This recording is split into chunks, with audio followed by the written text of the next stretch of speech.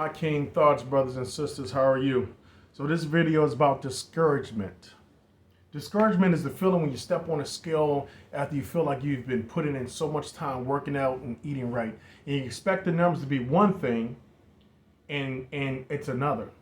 It's the feeling you get when you've been working on your relationship so hard and you've been cultivating and you've been showing so much love and grace and mercy and the person walks out on you. It's the discouragement is when you've been interested in someone and they tell you that they just want to be your friend. Discouragement is when you apply for college after college after college and no answer is coming back. Or how about that test you've studied and you've worked so hard to pass that test and the grade wasn't what you expected it to be?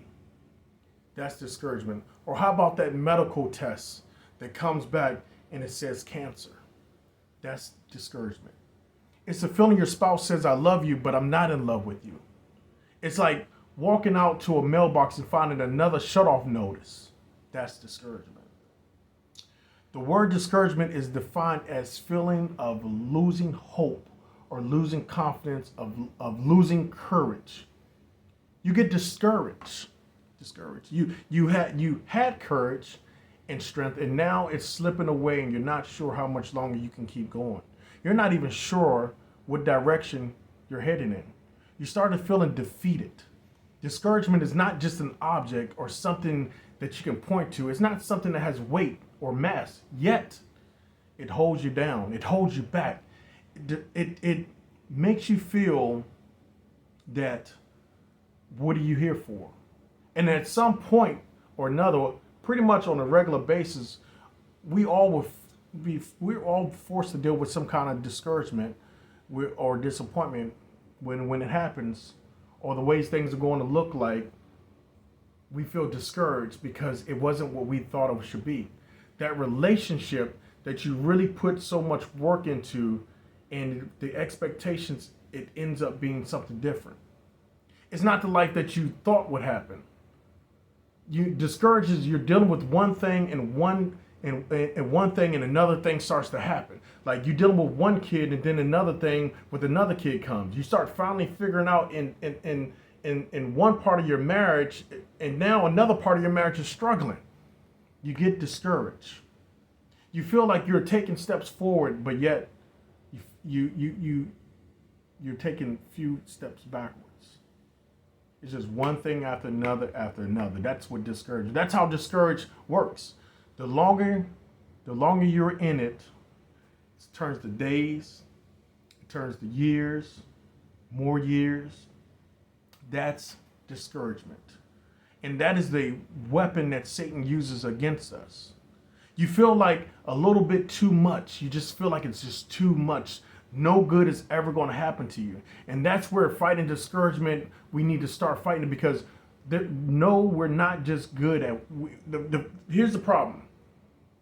We're not good at waiting on the Lord. So we start to do things ourselves, and that's why we get discouraged. If we actually wait on the Lord and not go for this relationship that you know God saying no to, buy this property that God is telling you not to buy. If we just learn to wait on the Lord, then we can resolve a lot of our discouragement. No one likes to wait. No one chooses to wait. But waiting is part of the process. What God is doing in you on the journey is more important and necessary than the destination. We as people, we get so impatient in waiting. So that's why we get discouraged. We need to understand that when we're doing our journey in weight loss and relationships, we need to have patience. We need to wait on the Lord to get us through. Joseph actually overcomes discouragement by taking the focus off of himself and putting the trust in God. And God was with him when he felt rejected. God was with him when he felt abandoned. When I feel alone and feel discouragement, I focus on the Lord. The good thing to say to yourself is that the Lord is with me. The Lord is with me. It's probably something you need to say to yourself again and again and again throughout your story and throughout your life journey. You got to believe it though. You got to claim the truth. You must claim what the Bible is promising you. The Bible tells us if we're followers of Jesus Christ, things are not going to always go our way. We're going to feel discouraged, but our hope is in the Lord. The Lord is with us, and so we must remind ourselves again and again and again and again, if God is for us, who can be against us? God is with us in our walk of discouragement.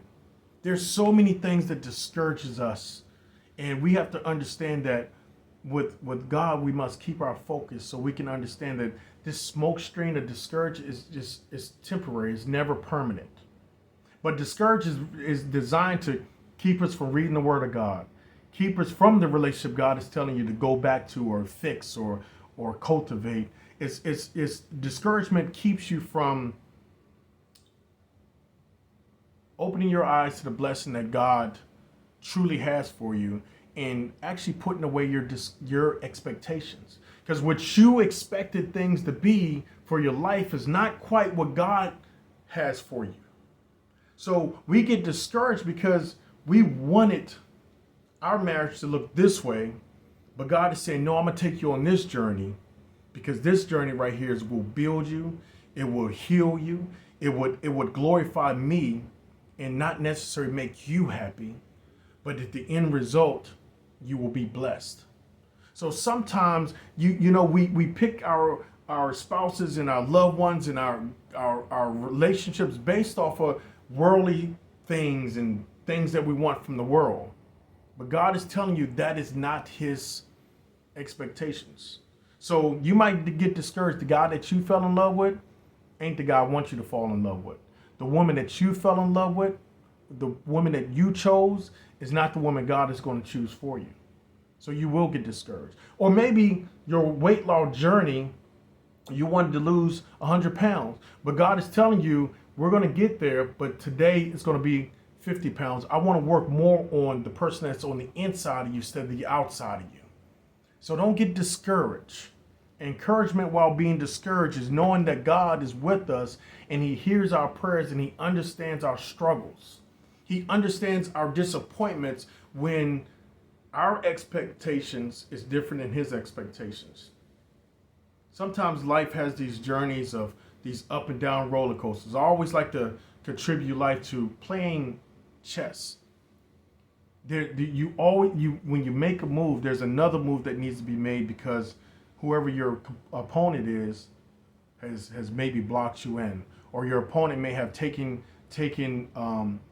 you off the board or off of that position, so you get discouraged. But a smart chess player understands that they can't get raveled up because there's still time to win. It's still time that I can win this battle.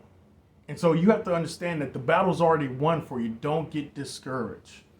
No matter what the job says, no matter what your wife or your husband says, no matter how your children are being, no matter what your professor or your teachers are like in school, don't get discouraged. You're a child of God. Keep your head up. Love you.